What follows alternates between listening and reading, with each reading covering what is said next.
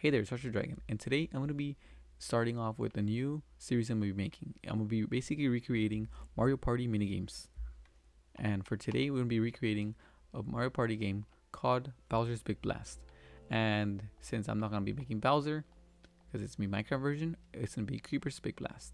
So if you've seen my trailer or my YouTube reel, basically, or if you're not familiar with the game already, basically, your friends basically line up here, and you guys take turns turning off one of these. This is supposed to be pistons, but basically breaking one of these little concrete powders and trying to not set off the bomb. So let's say I go for the pink, and oh, I'm safe. So then you'll go down here, and the next guy will go up here and choose. Let's say he chooses the green one. That guy would be not safe, and then he'll die. And then the other two are gonna be safe, as you can see here. And the game is really fun, and with the click of a button, the game refills itself and the bomb changes location. But anyway, let's go to the guts of the game. Alright, so it's pretty simple. So let me break this one up real quick. So when you press this button, you're gonna doing two things. You're gonna be turning off this side and turning on this side, and then when it goes back up, it's gonna be back on and back on and back off. So for this side, it's a simple side. These are just going to be basically the ones refilling those 4 blocks. So for example, this one's going to be set block and the location of where I want it, which is 57, 52, 39, and then red concrete powder. Make sure you put the underscores between them, or else it's not going to work. And then this one, make sure it's need redstone unconditional. For the top 3 are going to be always active and unconditional. And these are going to be the same thing, just as me pink concrete powder with the different coordinates. This one's going to be yellow and lime for that lighter green. And that's how these work.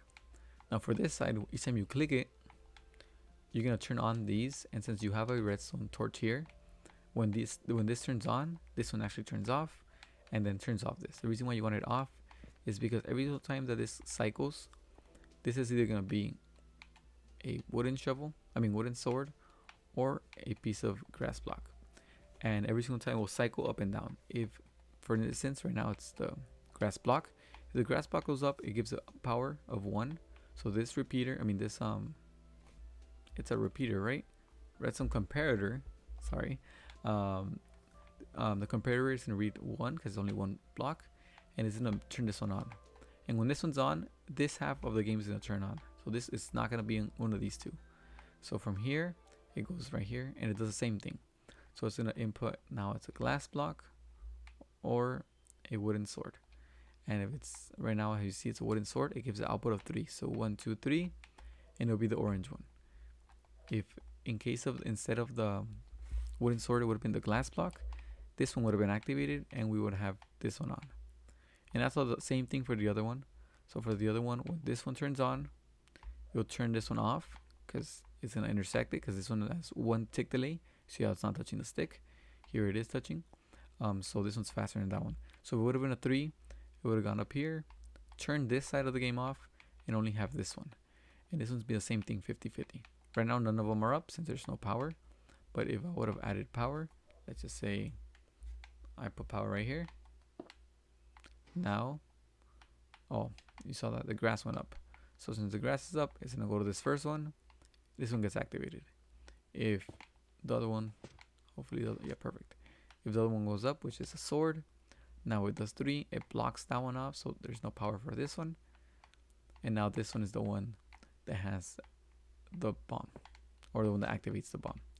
And once, no matter which one it is, so for example, let's say this orange one for right now, when you break the sand block, the observer notices a change of block, brings it down. This one notices that this one notices it, so it brings the signal here.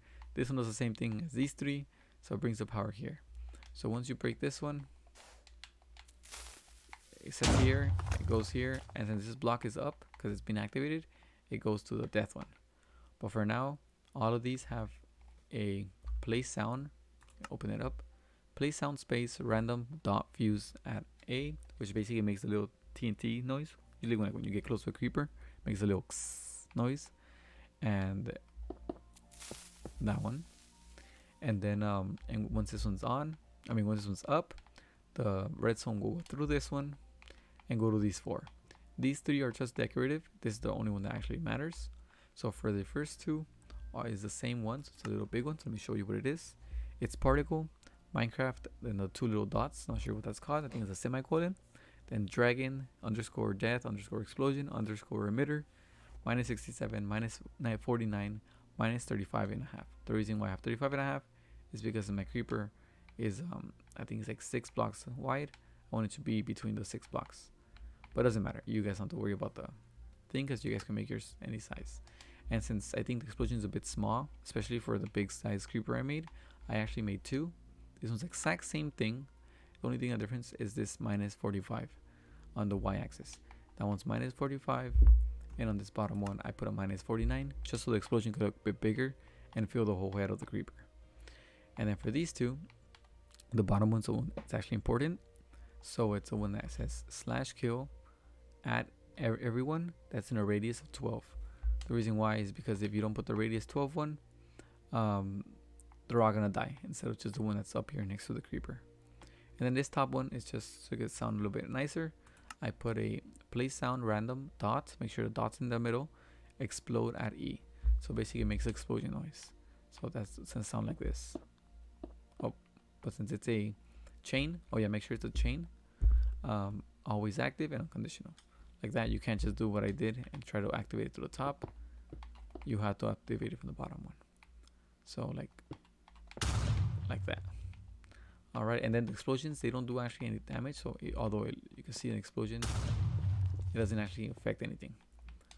And that's it.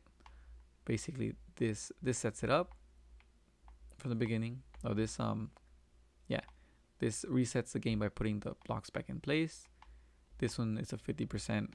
This side will turn on, or this side. Then on this side, the same thing. And then finally, pushes the piston up and makes the redstone flow all the way to the end. So it's a pretty simple mini game. You could probably only make it with like 7 commands if you want. If you want to put these manually with even less. But since I want everything to be automatic, there it is. Pretty easy mini game. I think you guys gonna love it. I played with my friends, and I'm not gonna lie, one of the best looking, cleanest, and most simplest mini game I've probably ever made. And all thanks because of Mario Party.